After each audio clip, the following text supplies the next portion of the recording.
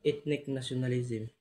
Ang ethnic nationalism is mao ni siya ang tinuohan nga ang isa ka nasod is para gyud sa tuwa kay tungod parehas tag mga wika, language o mga kultura. So kani pong ethnic nationalism sa akong pagsabot mao pod ni siya ang nailhan ang isa ka nasod o lugar kay tungod sa inyong mga culture. For example, naliyagan.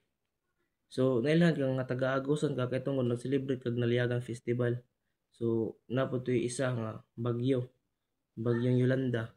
So kita nga mga Pinoy, so kinahanglan nga dawaton nato ang tabang sa gobyerno kay para man sa tuwa dili na nila ihatag sa mga lain nga mga tao, so, for example sa taga US. So dapat dili gyud na sila mo kuha kundi kita ang mo claim ana kay isa man ta ka Pinoy natay rights para mangayo og tabang sa gobyerno.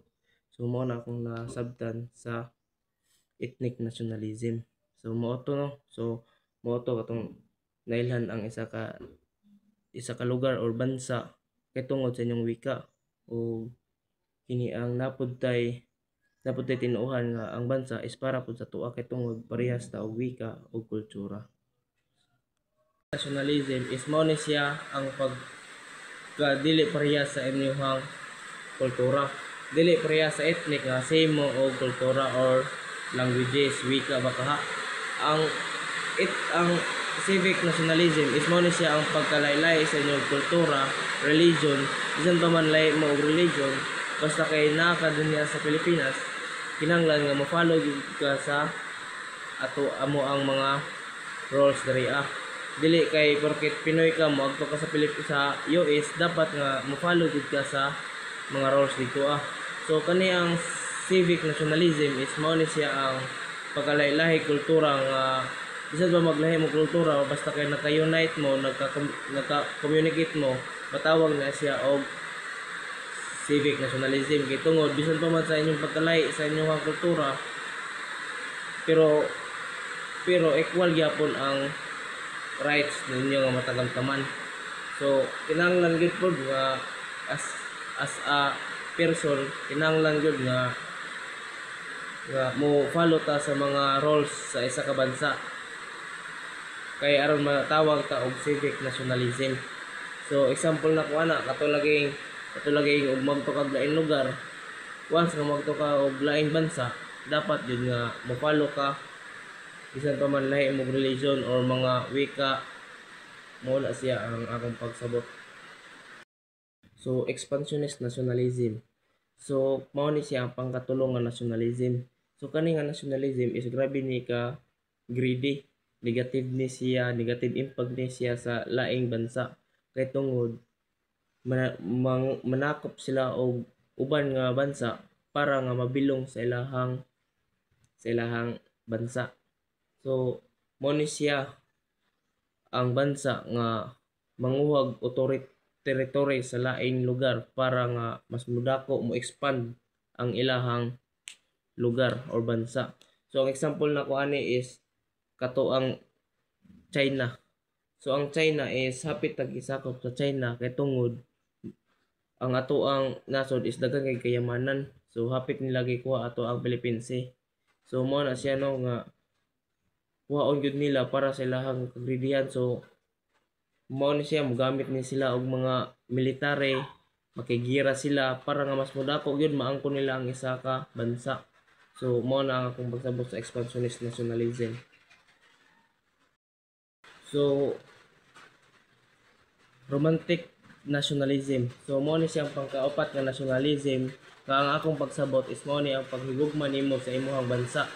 So kinahanglan nga i-improve nimo ang imong kultura, dili nimo biyaan kundi imo pang i-improve bisan dinaa nalimtan na ang kultura, kinahanglan nga imo gyud nang ipabuhay otro kay aron nga mas magamit pa sa ato ang mga sumusunod nga mga batan-on. So ang example ana is ang ato ang pagsimba. So kasagaran sa ato karon gamay na lang kay nagasimba, wa na naga-follow sa ato ang mga pangsimba nga mga sinuotan. So kana sa nagpasimbolo nga kung love nimo ang isa ka country, kinahanglan nga mo-follow ka sa mga sinuotan sa pagsimba. So mo na akong example. So para nga ang uban ma-influence nimo nga oy nana day ang suoton di ay dapat nga sundon na nako siya kay para formal mo tan-awon. So mo na siya ang ako ang pagsabot sa romantic nationalism, ang paglab nimo sa imong bansa. So isa na dito ang akong example kato ang relihiyon nga dapat nga as a Katoliko dapat ginasunod sundon gyud nato ang ato ang kini ang formal attire kay aron nga ang makakita sa is ma-influensyahan. So dako kay nag-impact sa so positive impact kay na sa ang kultura or mga religions. So cultural nationalism, so mo ni ang pangalima, cultural nationalism. So ang kaning cultural nationalism mo ni ang paghigugma sa inyong kultura. So gina-preserve nimo ang inyong kultura sa una nga mga kultura hantod karon. So dapat nga ang katong kultura sa una dapat nga magamit pa to nato karon kay aron nga matawag nato na siya og cultural nationalism. Loyalty nimo sa imuhang kultura. So example na ko ana is ang ato ang kuan mga tribes. So kinahanglan i-preserve nato ang atong tribes, dapat nga gamiton nato permanente.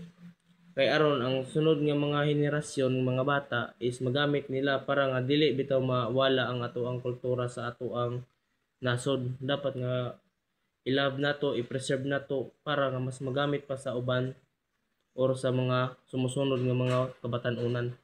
So mao na siya ang pagsabot sa cultural nationalism, pag-preserve nimo sa inyohang mga culture para nga mas magamit pa sa mga kabatan-unan. So mora to. Salamat. So third world nationalism. So kaning third world nationalism is mo ni siya ang pagka-loyal nimo sa isa ka country. Handang ipaglaban nimo para sa mga colonizer. So kinahanglan ay mo ni siya nga nationalism nga loyalty ka sa imong bansa, andam kang magpakimatay para nga dili masakop ang ato ang bansa. So mo ni siya, so handang ipaglaban, handang i-commit ang ilahang buhay para nga dili masakop ang atong bansa. So ang example nako ani is ang atong mga bayani, sila Dr. Jose Rizal, Andres Bonifacio, si Emilio Jacinto, mo kato ang nakikipagdigma. So daghan kay sila. So mo to yung mga example nako sa third world nationalism. Andam nila ibuhis ang ilang kinabuhi para sa ato ang bansa. So loyal kay sila. Kinahanglan nga nakipagpatayan gud sila para nga dili masakop ang ato ang bansa sa mga colonizer, sa mga Spanish atong unang panahon.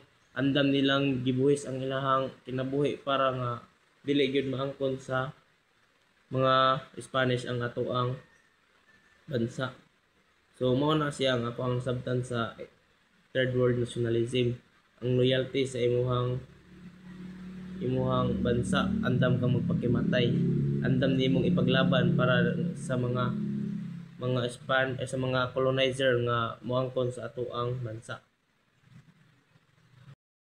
So liberal nationalism. So ang liberal nationalism is mao ni siya ang pagtinabangay, pagkahiusa sa isa ka bansa.